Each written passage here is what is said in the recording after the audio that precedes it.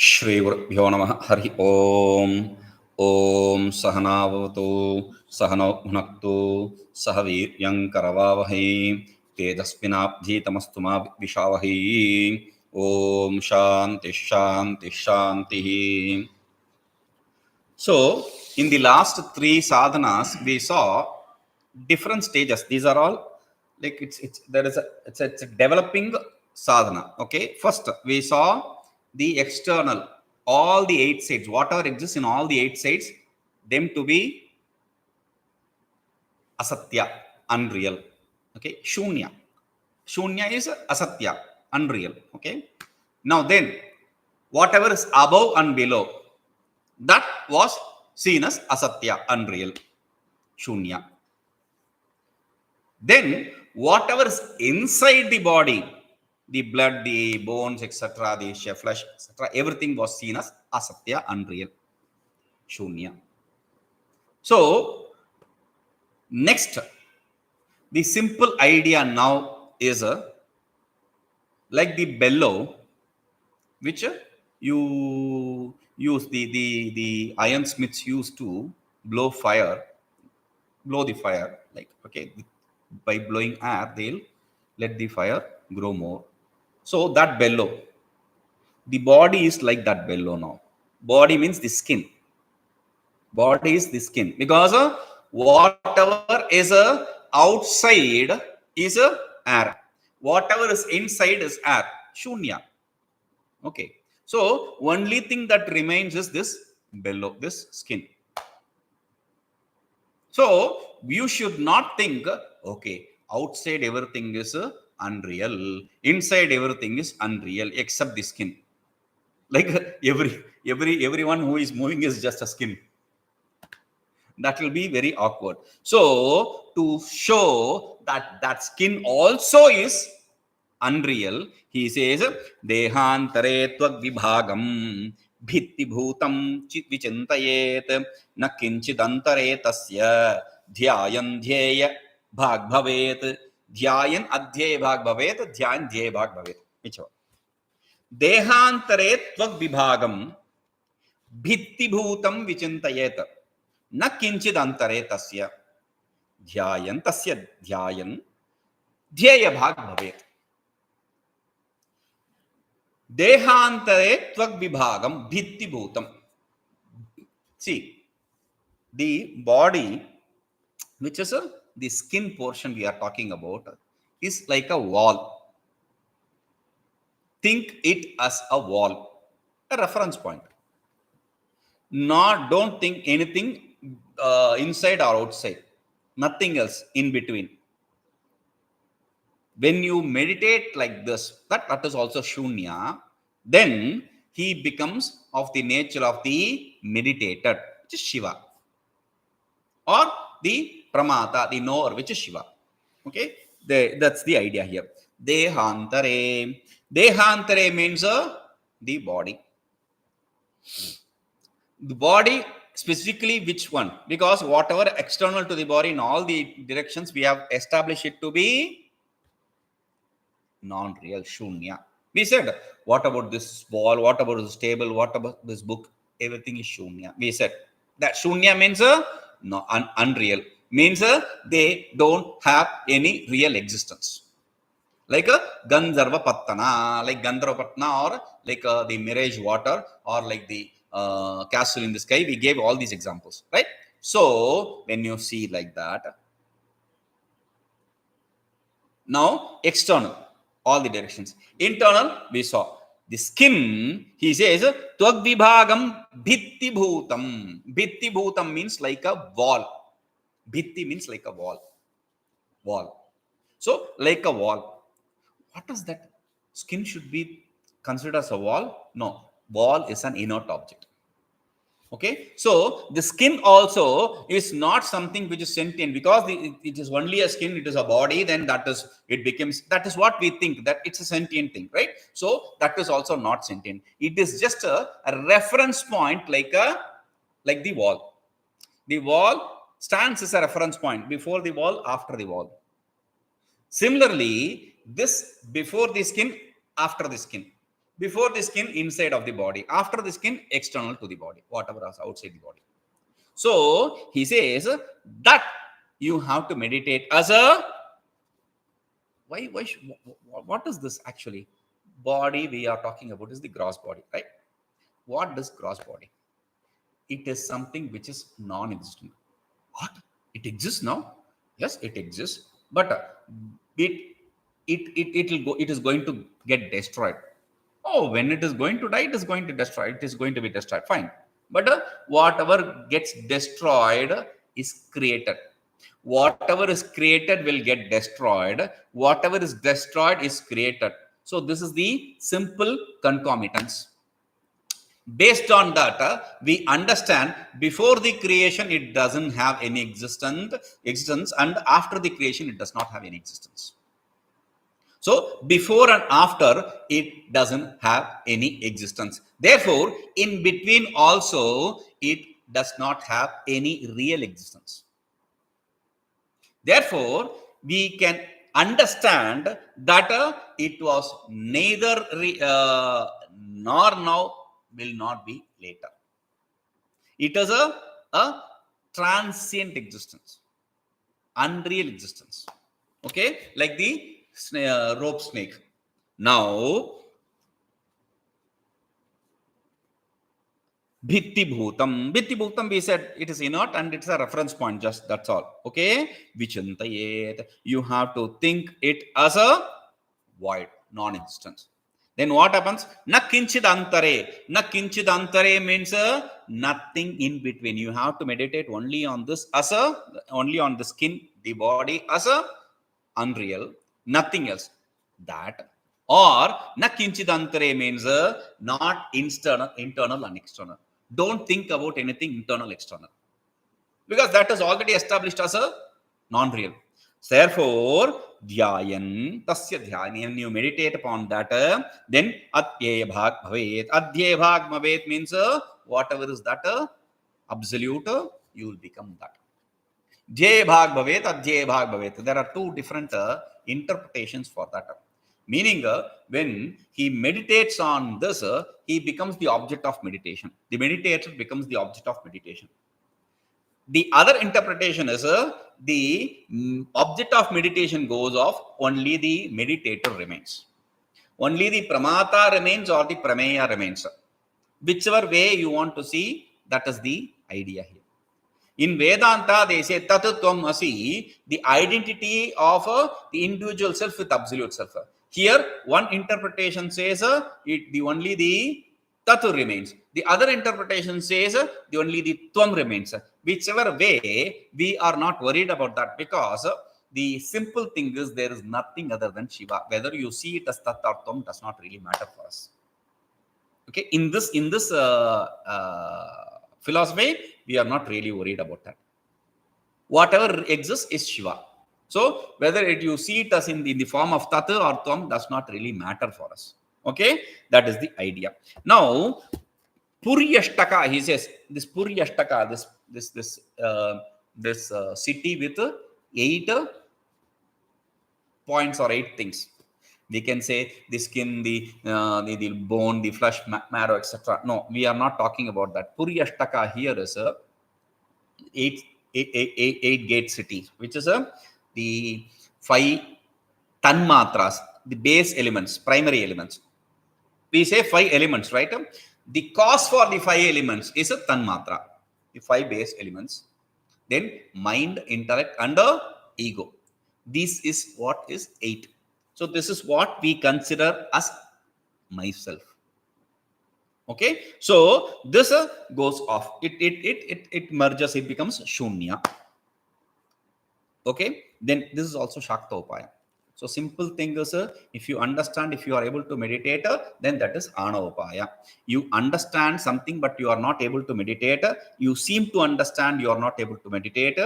Then that is Shaktopaya. You don't understand, you are not able to meditate, then it is Shambhopaya. Simple idea. We can give different interpretations. This is the simple idea for us. Now, I said you can meditate on these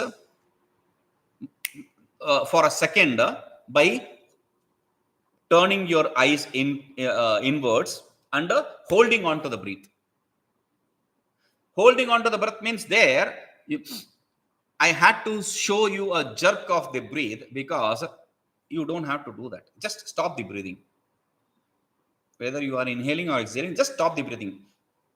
Turn the eyes inwards and stop the breathing. But if I'm going to say that I'm going to close my eyes and I'm going to stop the breathing, you will not be able to see any difference. So there is a palpable difference, right? So you will be okay. So there, that 1 second, you will be able to see void, shunya, nothing. So this is what is this? Is this the prescribed sadhana? This is not a prescribed sadhana. This is to show you that the end result is something which is achievable. Meditating on things as shunya is something which is achievable. Just to show you that, a glimpse of that. That's a glimpse of hope, right? So, hṛdyākāśe nilinākṣaḥ padmasampuṭamadhyagaḥ ananyacetāḥ subhage paraṃ saubhāgyamāpnuyāt. hṛdyākāśe nilinākṣaḥ padmasampuṭamadhyagaḥ ananyacetāḥ he subhage paraṃ saubhāgyamāpnuyāt. hṛdyākāśe nilinākṣaḥ padmasampuṭamadhyagaḥ. In the space cavity of the heart, which is heart lotus of heart, the space cavity of the lotus of heart, at the center of that, with your sense organs shut, when you are going to meditate with focus, ananyacetāḥ, when you are going to meditate with focus, then, oh dear, you are going to gain that absolute greatness, the Shiva. Okay? hṛdyākāśe. hṛdyākāśe means hṛde bhava hṛdya. hṛdi bhava, that which exists in the heart. So, ākāśe, the space cavity, called this ākāśa in the heart is called as harini. This ākāśa in the heart is called as harini. Okay? Now, in that, what is this? This is the place from where the prana starts or the apana comes to an end.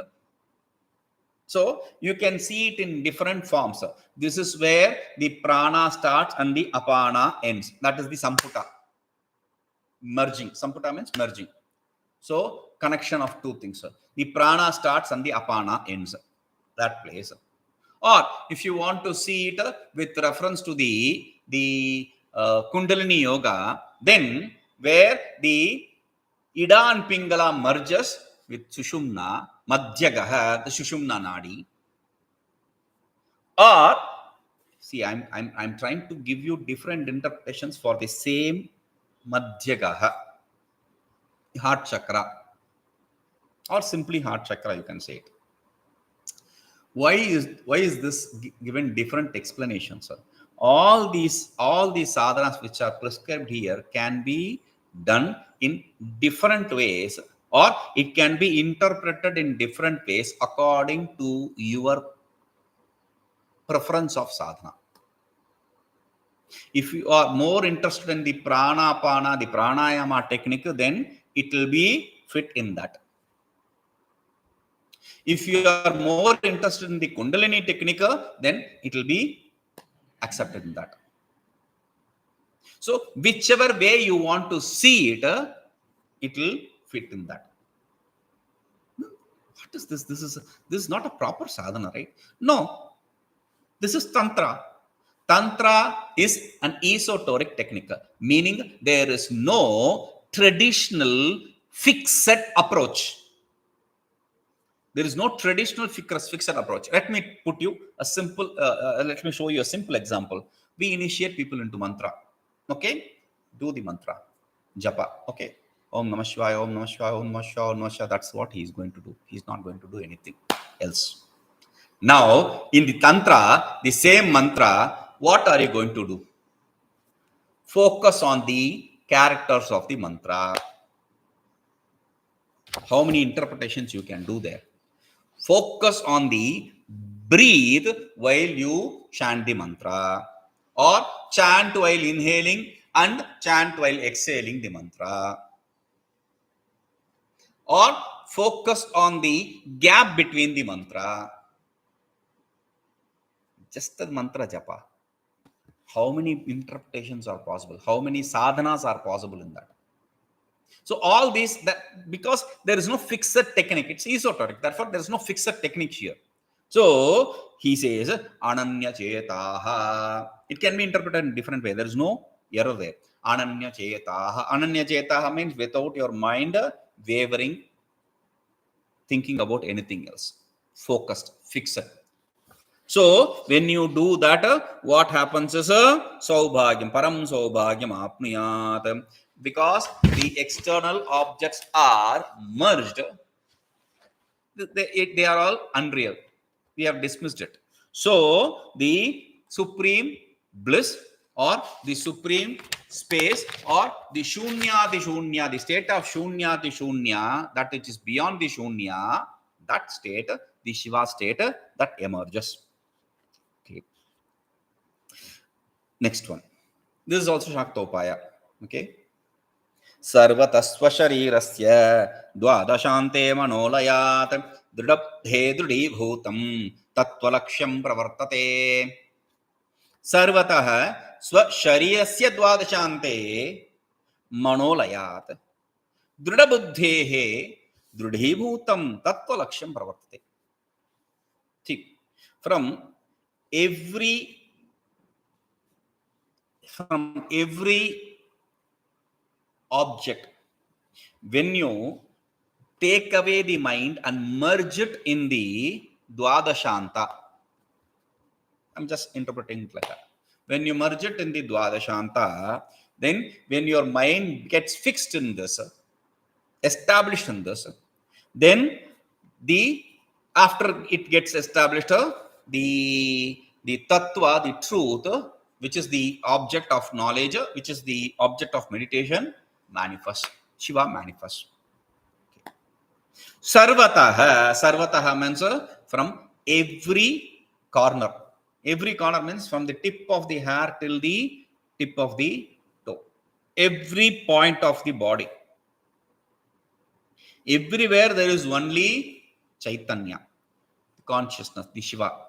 Now we are not worried about that. Now svaśarīrasya dvādaśānte.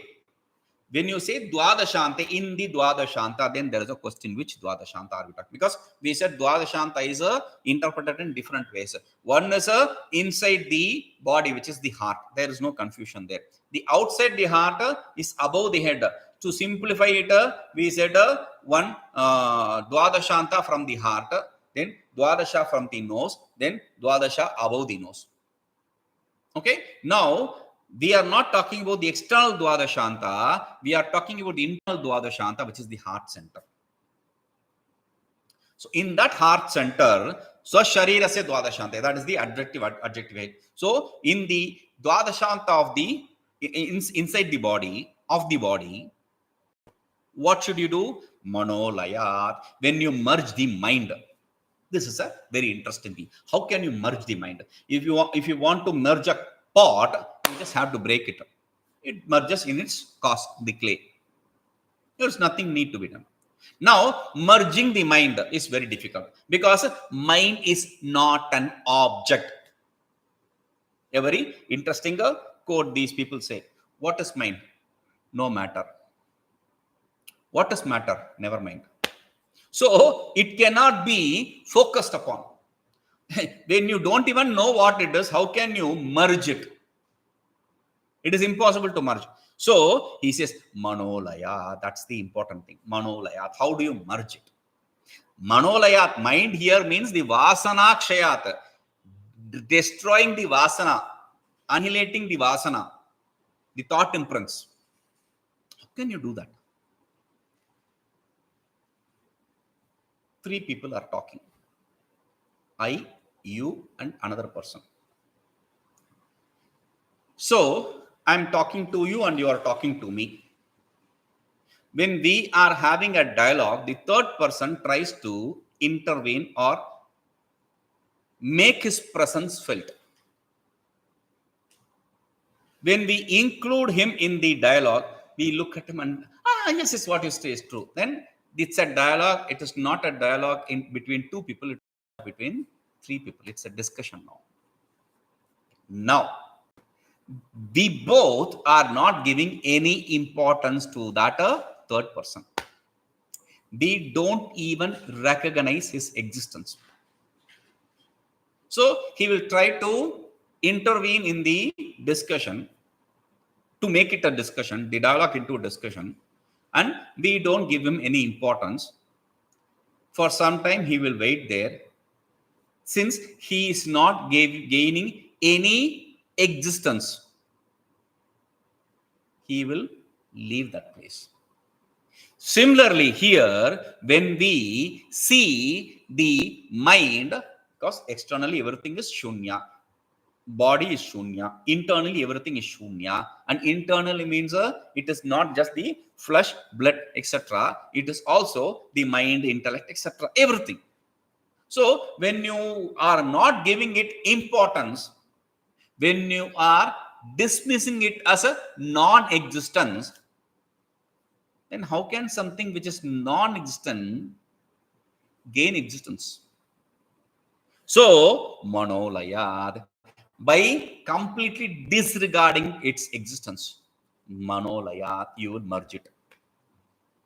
Now when you do that, with dṛḍhabuddhe, with very strong intellect means intent, your determination should be very strong. With determined mind, you want to merge the mind. With determination, if you merge the mind, then what happens? Dṛḍhabūtaṃ. When that is strengthened, that merging is strengthened, then what happens? Tattvalakṣyaṃ bhavet. The truth, which is your goal, that emerges. Pravartate, that emerges. Shiva, that emerges. That's the idea. Okay? We'll see this. Om Purnamadah Purnamidam Purnat Purnamudachyate Purnasya Purnamadaya Purnameva Vashishyate. Om Shanti Shanti Shanti.